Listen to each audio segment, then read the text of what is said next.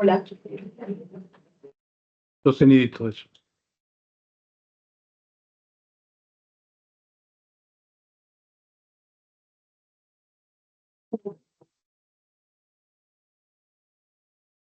Que ustedes pidan de los agradecidos. Hola, ¿cómo están? Buenas tardes para todos y para todas los que nos acompañan el día de hoy. Les damos la bienvenida de parte de la Universidad de AFIT, de la Organización Estudiantil, del Comité de Derecho IUS-OE y de la firma de abogados KIM a esta charla sobre la reforma pensional del 2024. El día de hoy nos acompañan dos abogados de la firma de abogados KIM, Samuel Cuadros Pasos, quien es abogado de la Universidad de Antioquia, quien actualmente se encuentra realizando una maestría en Fiscalidad Internacional en la Universidad Internacional de La Rioja, y sus áreas de práctica son el derecho laboral, el derecho privado, el derecho inmobiliario, litigio y resolución de conflictos. Bienvenidos, Samuel. Muchas gracias. Y también nos acompaña la abogada Daniela Valencia, quien es especialista en gestión tributaria y es abogada de la Universidad de Antioquia. Su especialización es de la Universidad de AFIT, es magíster en Derecho Tributario de la Universidad de los Andes, y sus áreas de práctica son el Derecho Tributario, el Derecho Privado, el Derecho Corporativo y la gestión del patrimonio. Bienvenida, Daniela. Muchas gracias, Nati. Bueno, me presento, mi nombre es Natalia Martínez, yo soy comunicadora social de la Universidad de AFIT, también estoy en la especialización en gestión de comunicación de las organizaciones, y el día de hoy seré la moderadora del encuentro. De nuevo, bienvenidos y muchas gracias por asistir. Como bien saben, pues el tema de la charla es la reforma pensional. Entonces, para que entremos un poquito en el tema y en el contexto de lo que estamos viviendo, le doy la palabra a Samuel para que nos cuente primero cómo está el sistema pensional actual, cuál es el contexto en el que estamos, para saber qué es lo que cambia y qué es lo que viene con esta nueva reforma. Bueno, buenas tardes. Para empezar, es importante dar contexto sobre cuál es la situación pensional en Colombia en este momento, teniendo en cuenta que ya el mes pasado, el 16 de julio, se sancionó la nueva ley, la reforma pensional, que entra en vigencia a partir del 1 de julio del próximo año. Pero entonces vamos a entender un poquito qué es lo que pasa ahorita con el sistema pensional. Actualmente nosotros tenemos un sistema que se divide en dos regímenes. Tenemos el régimen de prima media con prestación definida, administrado por el Fondo de Colpensiones. Y tenemos un régimen de ahorro individual con solidaridad, administrado por los diferentes fondos privados. Los requisitos para poder acceder a la pensión, teniendo en cuenta que en este momento se aseguran tres riesgos: vejez, sobrevivencia y pues, la invalidez. Entonces, propiamente hablando de los requisitos para acceder a la pensión de vejez, tenemos que para las mujeres es tener 57 años cumplidos y 1.300 semanas cotizadas, y para los hombres tener 62 años mínimo y tener también 1.350 semanas. Acá hacer un paréntesis porque sabemos que hace poco tuvimos una sentencia de la Corte Constitucional en la cual se establece un planteamiento desde el principio del enfoque de género, en el cual se establecen unos lineamientos que se deben acatar al momento de establecer los requisitos desde un punto de vista diferencial para las mujeres, estableciendo un máximo de 1.000 semanas para poder acceder a la pensión, y sobre esto pues vamos a hablar más adelante cuando estemos entrando en materia con la reforma. Entonces digamos que sobre el régimen de prima media con prestación definida, administrado por Colpensiones, tenemos estos dos requisitos: tener un número de semanas mínimo cotizadas para ambos, hombres y mujeres, en este momento de 1.300, y tener una edad mínima, que para los hombres son 62, para las mujeres 57. Adicional a esto, pues entonces, frente a los requisitos para acceder a la pensión de vejez en el régimen de ahorro individual con solidaridad, tenemos que, igual que para el régimen de ahorro individual, perdón, el régimen de prima media, debemos cumplir con la misma edad, pero acá hay una diferencia y es que podemos pensionarnos con un número inferior de semanas, con 1.150 semanas, teniendo mínimo un 110% del salario mínimo individual cotizado, o con la expectativa de recibir por lo menos eso, para poder acceder a la pensión anticipada. Básicamente, muy a grandes rasgos, esto es el sistema de pensiones actualmente. Entonces ya entramos a entender o a revisar cuáles son esos cambios que trae la reforma pensional. Muchas gracias, Samu. Y te pregunto, hablando pues de esos cambios fundamentales que nos cuentan, ¿cómo se modifican esos requisitos para acceder a la pensión y qué impacto tiene esta nueva reforma, hablando propiamente de la edad de jubilación?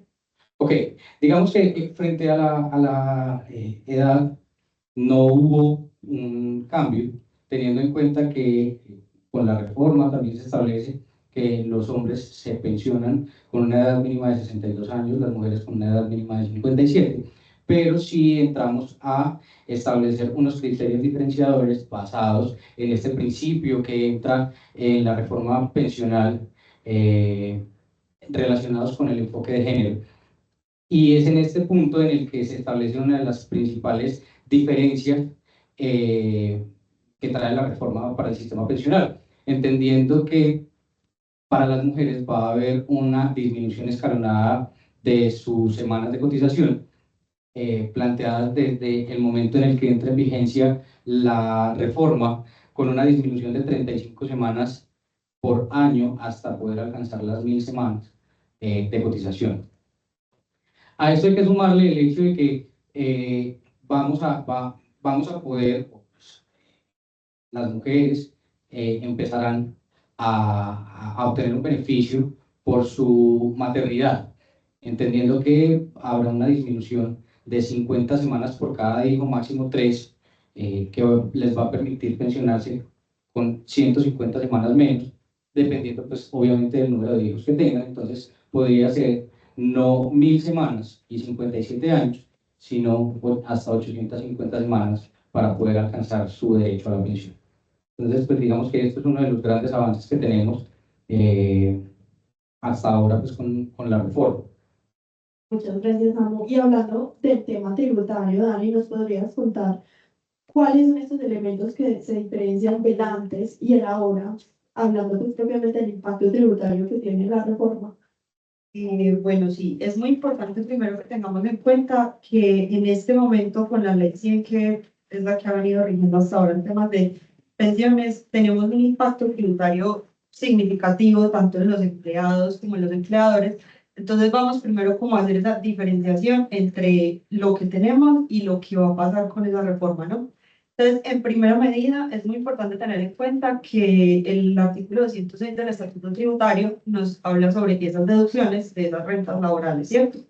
En ese sentido, entonces, nos dice que las pensiones están exentas del impuesto de la renta en cierta parte, ¿no? Solamente están exentas las primeras 1.000 UVT mensuales, y quiero hacer mucho énfasis en la palabra mensual y ahorita se van a dar cuenta por qué. Solo está exento entonces ese tope de las 1.000 VTs, y lo que exceda en esas 1.000 VTs, pues entonces eso sí va a estar grabado con el impuesto de la renta, ¿no? Adicionalmente, pues como bien lo dijo Samuel, pues no tenemos únicamente las pensiones por jubilación o por vejez, sino que tenemos también, por ejemplo, indemnizaciones sustitutivas o devoluciones de saldos, ¿no? En la mayoría de los casos las personas no logran la edad, no logran pensionarse en ese momento, entonces tenemos estas otras dos figuras, y en ese sentido también el mismo artículo 206 del Estatuto Tributario a mí me habla de que esas indemnizaciones sustitutivas pues están exentas en esas 1.000 VTs, ¿no? Y que lo que exceda esas 1.000 VTs en los meses que cubre esa indemnización, pues sí va a estar grabado. ¿Listo? Adicionalmente, pues tenemos un beneficio tributario en este momento que habla sobre los aportes voluntarios y obligatorios a los fondos de pensiones. Y ahí hay que hacer una diferenciación muy grande y es porque pues, los aportes obligatorios a fondos de pensiones son los que hacemos todos desde el régimen contributivo, ¿no? Pues, por el simple hecho de estar laborando con un contrato por prestación de servicios o demás. Pero los aportes voluntarios, pues su nombre bien lo indica, ¿no? Son voluntarios y por lo tanto, pues no todos los empleados tendrán o la capacidad económica o la decisión siquiera de hacerlo, ¿no? En todo caso, en cualquiera de los dos, pues esos aportes, por ejemplo, voluntarios, podrán ser deducibles de la base gravable, es decir, cuando yo empiezo a depurar mi renta y llego a la parte de la base gravable, pues voy a poder deducirme hasta un 30% de ese ingreso laboral o tributario, ¿no?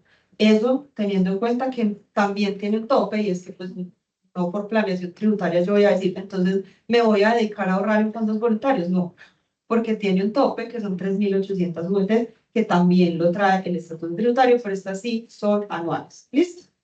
Adicionalmente, como les decía entonces, en este momento, esa porción que excede esas 1.000 UFs que no están, que están exentas, mejor dicho, del impuesto de renta, pues entonces serán las que compongan esa base gravable para determinar el pago de la renta. ¿Listo?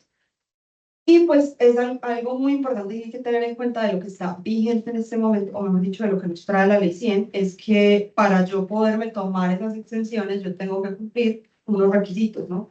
Y es que básicamente los requisitos legales conllevan a que yo cumpla los requisitos que trae la ley 100 precisamente para acceder a esa pensión, para poderme deducir y tomar esas exenciones, ¿no? Eso es lo que tenemos hasta ahora, ¿listo? Ahora bien, ¿qué cambió? ¿Qué viene diferente? Como les decía ahorita, pues quería hacer mucho énfasis en esas 1.000 USD mensuales, y es porque ahorita con el texto de la reforma, si nos vamos a ver el artículo 84 de esta nueva ley, lo que nos dice es simplemente serán exentas 1.000 VTs. No me dice si mensuales o anuales.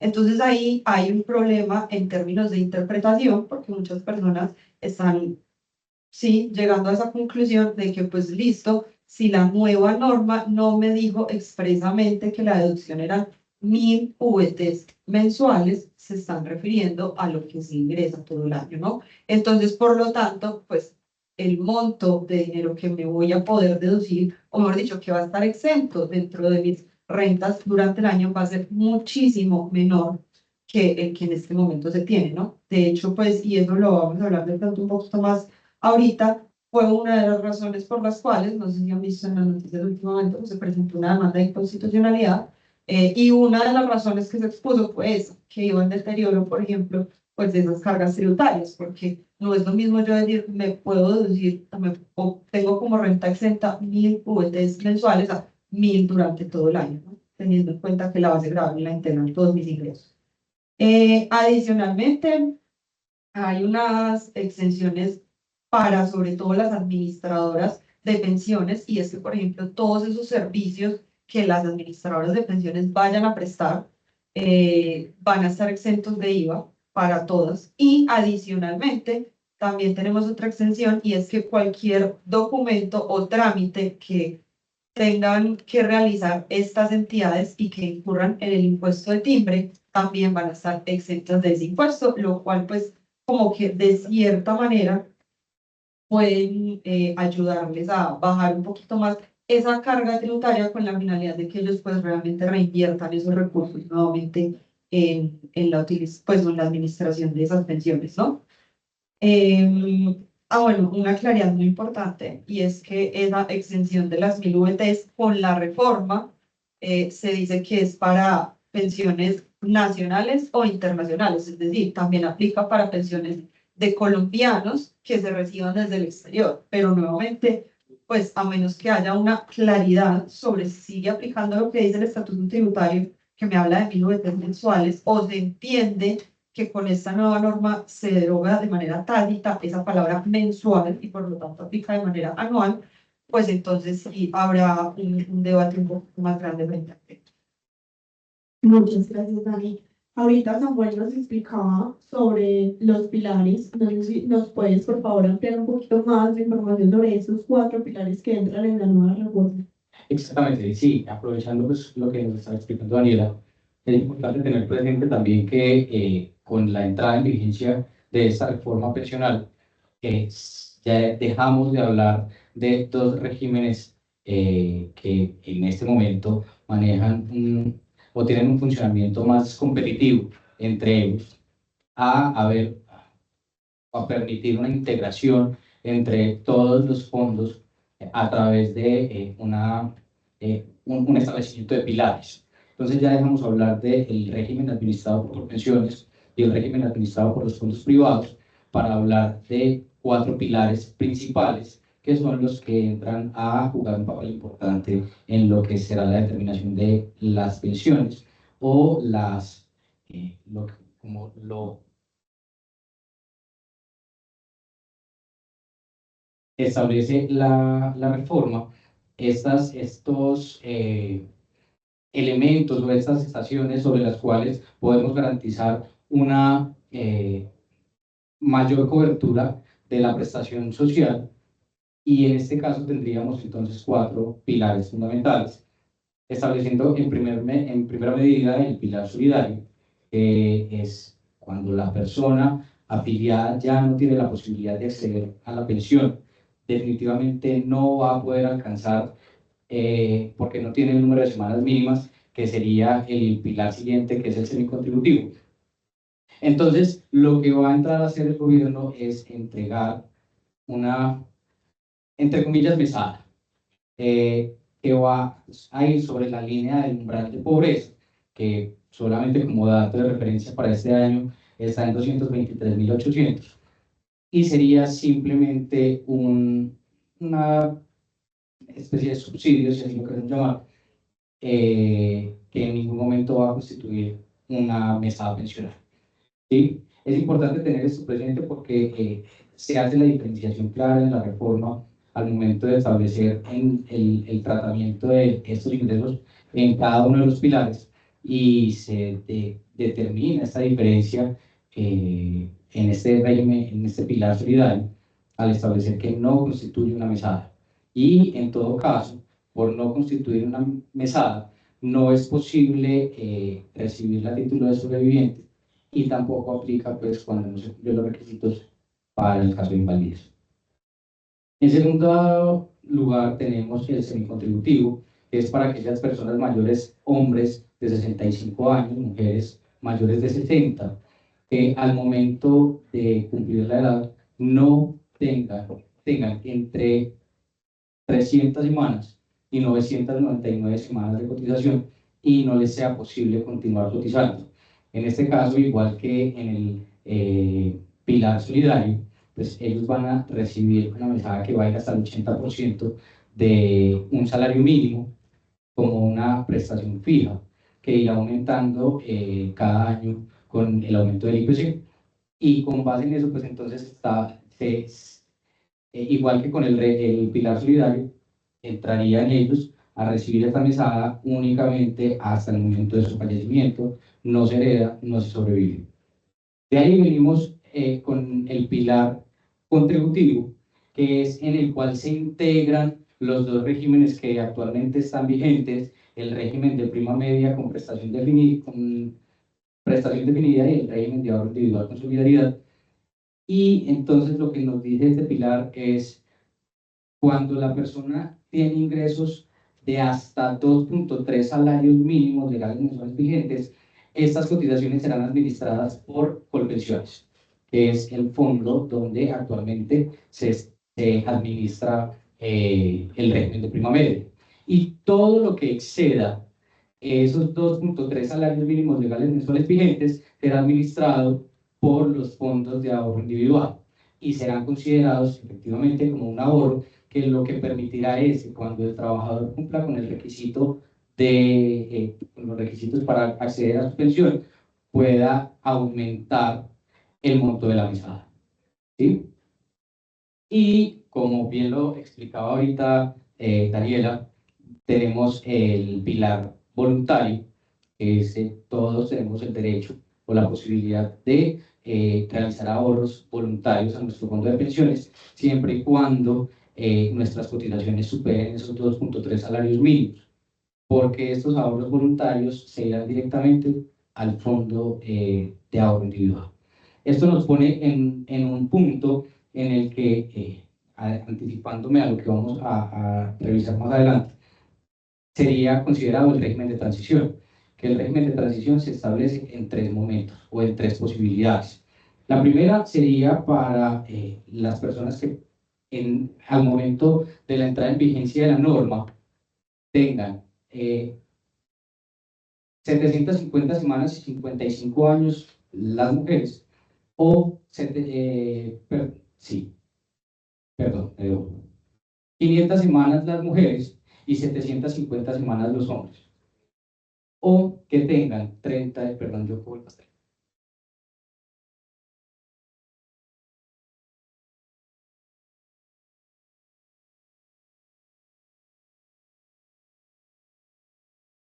Correcto, que tengan 50 años y 750 semanas los hombres y 300 semanas y 45 años, si no estoy mal, es un tema que se me escapa en este momento, ofrezco disculpas, para las mujeres. Van a tener una transición inmediata y van a entrar a aplicar el régimen de la reforma pensional, perdón. Para las personas que en este momento están próximas, tienen menos de 10 años para cumplir el requisito de la edad, tienen 2 años a partir de la firma de la reforma, es decir, del 15 de julio de 2024. Tienen 2 años para elegir cuál es el fondo de pensiones sobre el cual quieren cotizar ese excedente, ese valor excedente de los 2.3 salarios mínimos legales mensuales vigentes. Y si pasados esos 2 años no pueden o no toman la decisión de elegir cuál es el fondo al cual quieren realizar las cotizaciones, pues entonces el sistema lo hará de forma aleatoria y se les notificará cuál es el fondo sobre el cual van a empezar a administrar esos valores excedentes. Y por último, pues entonces tenemos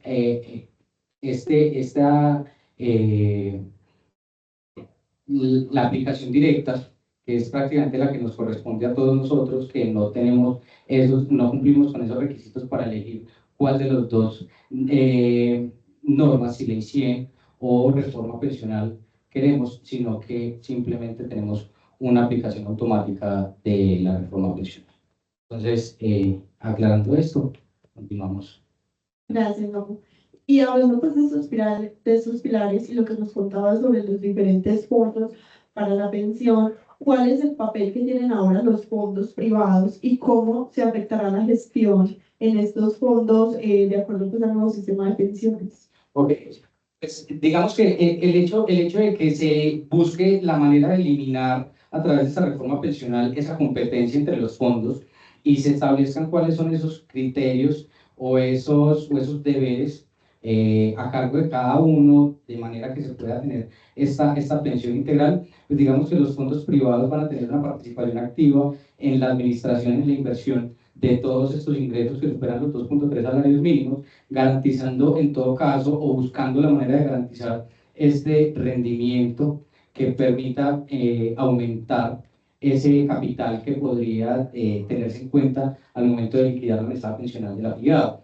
Digamos que eso es uno de los elementos más importantes que podemos tener en este momento y pues más con el hecho de que ya entramos a considerar esta pensión como una pensión integral, que es la que está compuesta por estos dos anteriormente denominados regímenes. Perfecto. Y bueno, ¿cómo se garantizará la equidad en el acceso a estas pensiones? Acá entramos en detalle con el tema de los principios que ingresan con esta reforma pensional, particularmente lo que tiene que ver con el enfoque de género y el enfoque étnico, teniendo en cuenta que la norma establece que va a haber un trato diferencial en virtud de tratar de nivelar estas condiciones que hasta ahora habían sido desiguales entre los hombres y las mujeres, entendiendo que por su condición biológica las mujeres tienen la necesidad de atender unas labores diferentes a las que puede atender el hombre, y esto implica o tiene incidencia en la empleabilidad formal de la mujer dentro de este ámbito laboral. Entonces, buscando la manera de nivelar o de equilibrar esas cargas, viene el establecimiento de esa disminución progresiva de las semanas de cotización en favor de la mujer. Y lo relativo a ese enfoque étnico que también es nuevo con esta reforma, estamos a la espera de que la presidencia, una vez entre en vigencia la reforma pensional, establezca o reglamente cuál va a ser ese enfoque diferencial sobre el cual se va a proteger el derecho fundamental a la seguridad social de las personas pertenecientes a estas comunidades, como son las negritudes, los palenqueros, los indígenas, que también han tenido una situación diferencial frente a las personas que no pertenecen a estos grupos, a estas comunidades, frente a la empleabilidad, y que se tiene que ver reflejado también, pues obviamente, en un trato diferencial al momento de establecer cuáles son esos elementos o esos requisitos para poder acceder a la prestación económica de la pensión. Muchas gracias, Samu. Entonces, propiamente, ¿a quién va dirigido este nuevo sistema de pensiones y cómo funcionará? Acá lo realmente importante es que lo que busca esta reforma pensional es poder llegar a toda la población, bien sea que esté empleada o no, a través de cada uno de los 4 pilares que ya expliqué hace un momento. Entonces, digamos que el impacto que quiere tener esta reforma pensional va más dirigida a toda esa comunidad que está envejeciendo y que desafortunadamente por la informalidad o por las condiciones del empleo en Colombia no han podido acceder a una cotización efectiva o a una cotización completa, y que igual van a envejecer, van a requerir algún apoyo, y es a partir de ahí que busca incidir esta reforma. Muchas gracias. Entonces, ahora pasemos de nuevo al aspecto tributario. Dani, cuéntanos un poquito sobre las ventajas y desventajas, hablando del impacto tributario que tiene esta nueva reforma para empleadores y para empleados también. Bueno, aquí es muy importante tener en cuenta que en temas tributarios, como les decía ahorita, pues seguimos con las exenciones de esas rentas de tipo laborales, ¿no?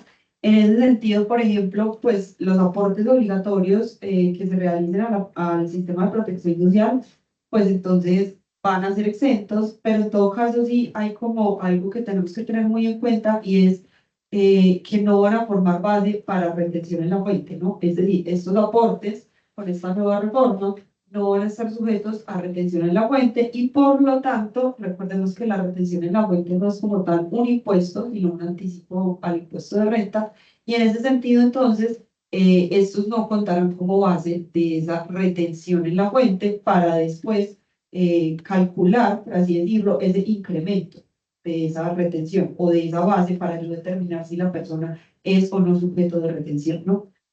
Adicionalmente, es muy importante tener en cuenta que pues hay una obligación de todos los contribuyentes de presentar una declaración de esos ingresos, así sean considerados ingresos exentos, ¿no? El hecho de que no estén grabados con el impuesto de la renta, o de que sean exentos, mejor dicho, del impuesto de la renta, no quiere decir que no deban ser incluidos dentro de nuestra declaración, ¿no? Y por lo tanto, pues que no se vayan a presentar ante la administración de impuestos en su momento, ¿no?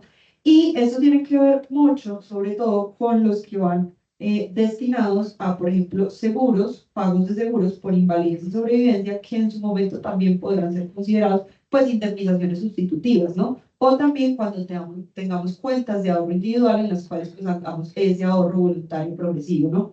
Entonces, en ese sentido, esos ingresos, como les digo, si bien van a estar exentos de ese impuesto sobre la renta, es decir, no van a sumar dentro de esa base del impuesto sobre la renta, sí deben ser declarados. Hay una diferenciación muy grande porque pues no siempre quien declara paga, ¿no?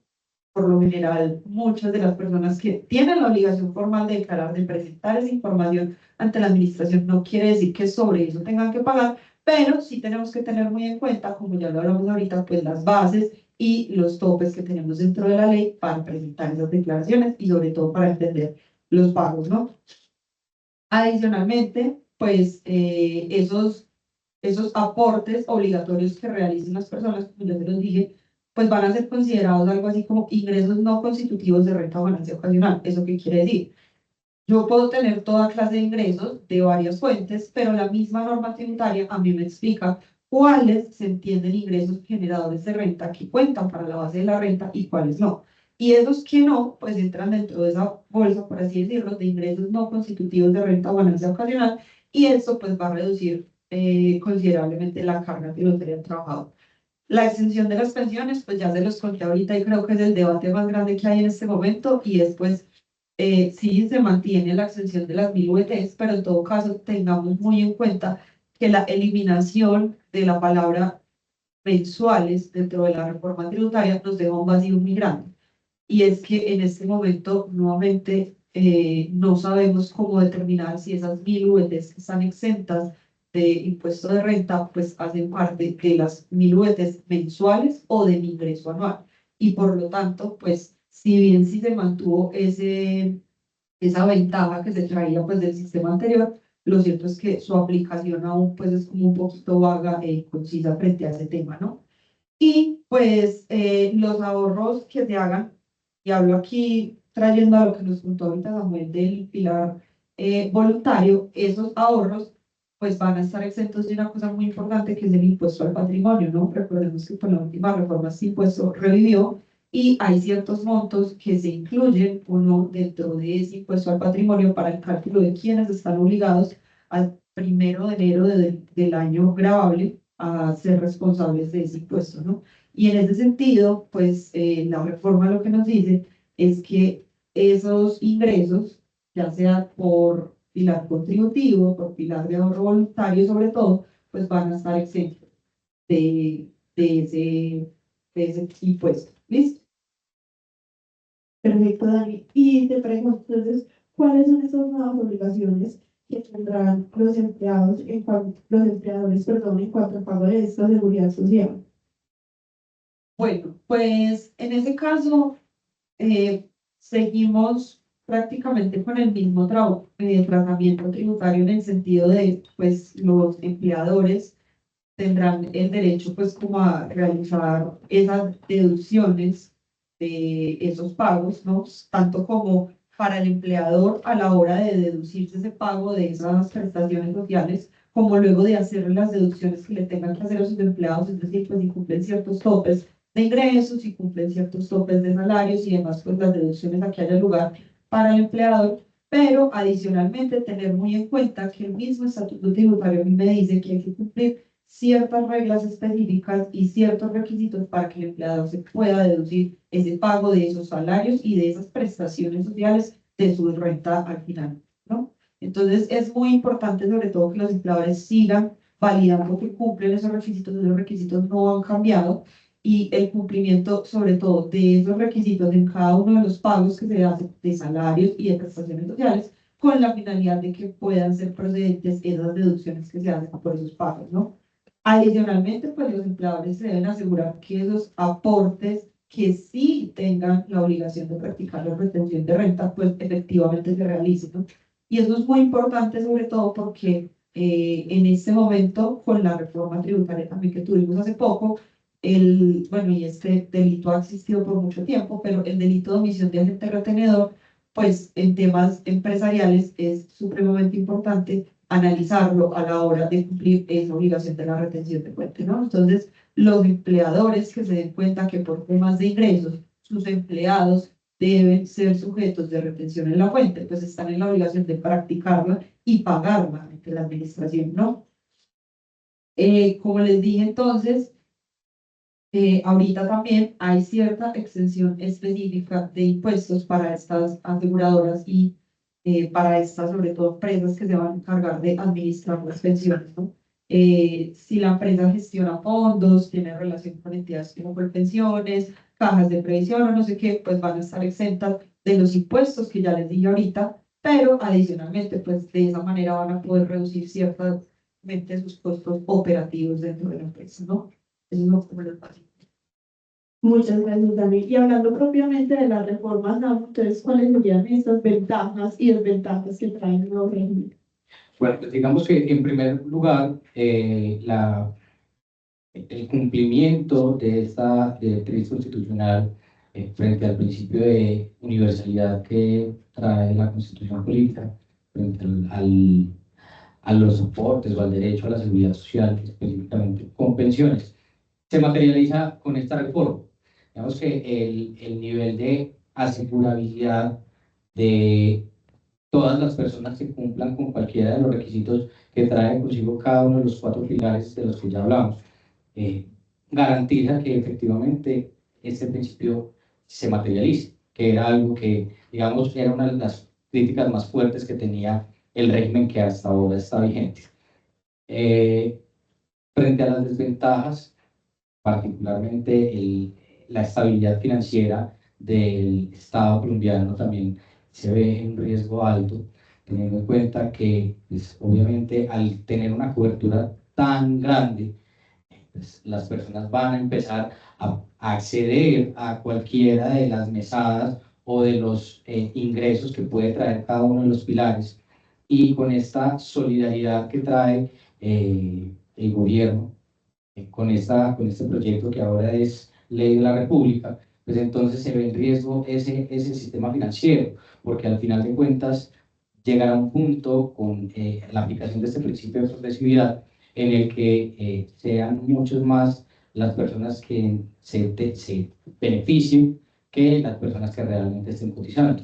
Entonces, pensándolo en un futuro, una de las críticas más grandes que se hace es esta. Entonces, ¿qué va a pasar cuando el número de personas pensionadas supere el número de cotizantes? ¿Sí? Que es uno de los riesgos más grandes. Entonces, digamos que por ventajas, el hecho de que, como he reiterado, tengamos este enfoque diferencial que busque beneficiar a todas estas personas o equilibrar, pues, como todas estas condiciones desiguales que históricamente se han vivido, y es la reivindicación de la posición de la mujer, de las minorías, de las comunidades que han sido, digámoslo, atropelladas con estos regímenes pensionales o de seguridad social. eh, es un gran avance para nosotros como colombianos, pero de todas maneras también dejamos de lado, nos quedamos muy bonito en esa idea, en esa intención, pero hasta qué punto va a lograr mantenerse en el tiempo esta reforma, ¿sí? Básicamente, una de los cuestionamientos que más se le hace a la reforma es este, ¿cierto? Porque no hay un estudio juicioso, no hay una eh, base que permita garantizar la permanencia de este sistema en un futuro. Entonces, digamos que eso sería como una de las cosas más importantes a considerar. Muchas gracias, Samu. Ya ahorita habíamos conversado un poquito sobre el nuevo enfoque de género que viene con la reforma, que nos hablaba sobre este papel que tiene la mujer en la sociedad y que pues se vio involucrada de una manera pues muy importante a la hora de la toma de decisiones de la reforma. De pronto, si quieres como ampliar un poquito más sobre este enfoque de género. Sí, pues creo que ya hemos venido abordando, pues, como este tema a lo largo de la charla. Quiero destacar el hecho de que, si bien esto parte de una iniciativa del Ejecutivo, pues digamos que se da en cumplimiento de una sentencia de la Corte Constitucional mediante la cual se analiza eh, la manera de equilibrar o de proteger a la mujer como un ser indispensable en muchas de las labores que se dan desde el hogar, ¿cierto?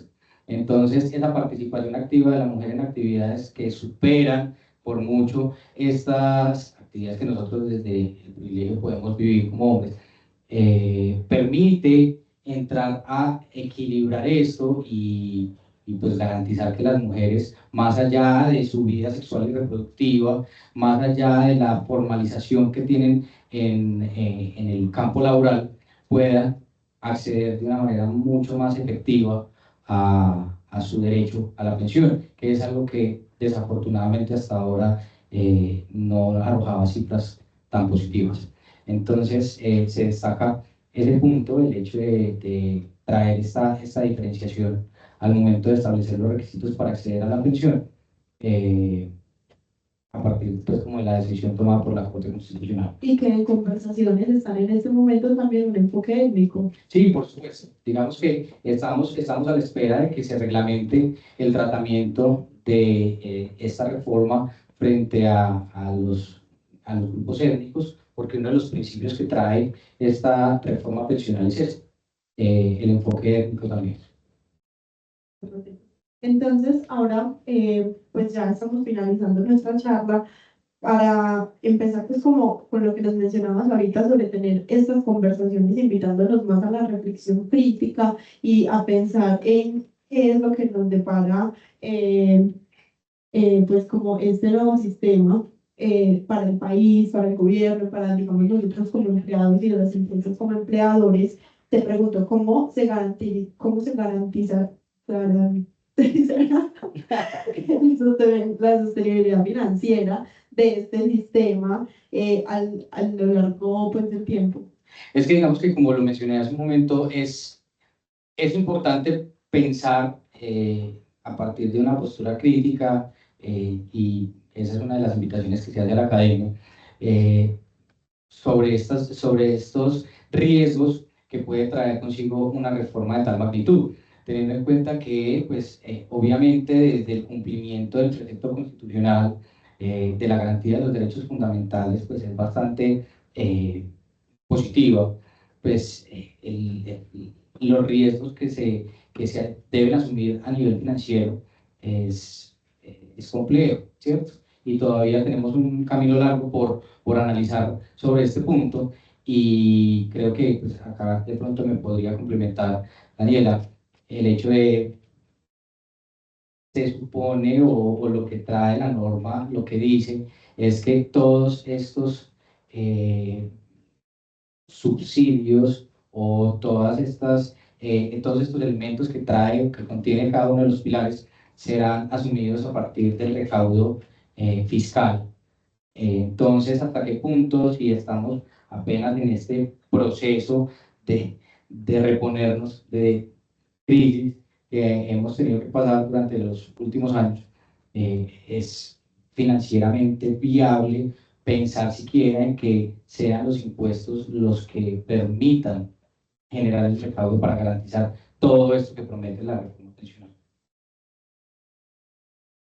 Bueno, yo creo que ahí, primero que todo, es muy importante tener en cuenta que últimamente, pues las reformas tributarias, sobre todo que se han hecho en el país, han siempre estado muy enfocadas precisamente en hacer un recaudo más agresivo, ¿no? Y de eso no se desliga, mejor dicho, del hecho que, por ejemplo, hace unos meses el mismo ministro de Hacienda haya anunciado que este año nuevamente vamos a tener probablemente una reforma tributaria, ¿no?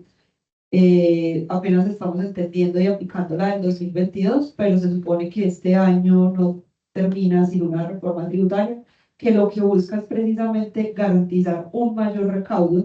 Tenemos que desde la misma Constitución, pues se supone que es obligación de nosotros como contribuyentes contribuir, de ahí la palabra contribuyentes, a las cargas del Estado. Entonces, en ese sentido, pues se supone que esa contribución a las cargas del Estado es para que el mismo Estado lo reinvierta en cumplir sus funciones constitucionales con los ciudadanos, ¿no? Y en ese sentido, entonces, yo creo que a eso precisamente va enfocado el que ahorita ya se estén dando discusiones y ya se esté hablando desde el mismo ministerio que vaya a haber una nueva reforma, con la finalidad precisamente de crear los fondos necesarios dentro de las arcas del Estado para poder financiar esta nueva reforma pensional. Dime, Samu. Y acá sí. Perdón. Hola. No. Acá es importante tener en cuenta que también estos espacios de divulgación y de discusión son importantes porque hay que buscar la manera de conciliar entre todos los sectores económicos, con el Estado, con el gobierno nacional, eh, esto que va a pasar con la reforma pensional, teniendo en cuenta que lo que se busca con esto es fomentar la empleabilidad y la vinculación formal de los trabajadores. Pero entonces, ¿qué garantías, y es una inquietud que dejo ahí en el aire, qué garantías pueden tener los empleadores de manera que puedan sentirse motivados a garantizar este empleo formal a los diferentes grupos de trabajadores que pueden haber y que se elimine esa brecha de la empleabilidad informal o del trabajo informal, que es lo que desafortunadamente ahora representa la mayoría de los colombianos? Entonces, es complejo, es un reto en el que tenemos que participar todos como comunidad y pues obviamente como beneficiarios o no de la reforma pensional que estamos a punto de atravesar. Muchas gracias, Samuel. De pronto, esta pregunta me la puede responder Daniela, y es: ¿qué desafíos regulatorios se presentan para la implementación de esta reforma? Pues bueno, yo creo que aquí el principal problema en este momento, creo que lo estamos viendo en desarrollo en tiempo real y tiene que ver mucho con la cantidad de demandas de inconstitucionalidad que tiene esta reforma, ¿no? Pues en este momento creo que la noticia más importante es que admitieron la primera, pero no quiere decir que detrás no vengan otras que también se puedan admitir y que probablemente luego se unifiquen para tomar una decisión sobre todas. Pero creo que ese es el reto más importante que tiene en este momento el gobierno, y es precisamente atravesar esas demandas de constitucionalidad, perdón, ese control de constitucionalidad que además debe hacer la Corte, entendiendo que esta reforma no sea regresiva, que no vaya en contra precisamente de ese principio de progresividad que deben tener las normas y esos principios de favorabilidad a los que deben siempre apuntar a la hora de expedir nuevas normas desde el Congreso. Creo que eso es el reto más importante que tienen en este momento, que estas normas y estas nuevas regulaciones cumplan precisamente con el fin del Estado social que tiene la Constitución. Muchas gracias. Y ya para darle la palabra a nuestro público aquí presente o nuestro público que nos está viendo pues, de manera virtual, tengo una última pregunta, y es: ¿qué papel jugarán las entidades públicas y privadas en la implementación de esta reforma?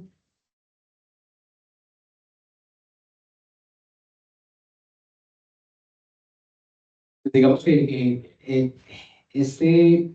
esta alineación sobre la cual debemos empezar a trabajar vincula obviamente al sector público y al sector privado en las mismas condiciones, buscando la manera de efectivamente formalizar el empleo y buscar la manera de que haya un acceso efectivo a este derecho de la seguridad social. Entonces, digamos que la participación tiene que ser activa desde todos los sectores y pues debe haber comunicación y que todos estemos como alineados, como lo dice Daniela, en pro de un mismo fin, que si bien nos lleva a asumir unos retos grandes, sobre todo desde el punto de vista del sector privado que tendrá será quien va a soportar la mayoría de las implicaciones que esta reforma va a traer desde el punto de vista de la empleabilidad, pues sí, conciliar o buscar la manera de conciliar esto vincula obviamente tanto al sector público como al sector privado. Perfecto, muchas gracias, Samuel. Y muchas gracias, Samuel y Daniela, pues, por sus intervenciones, por la información que nos compartieron el día de hoy sobre esta reforma tributaria. Quisiera saber si pues, hay alguien en el público que tenga preguntas para ellos. Sí, sí.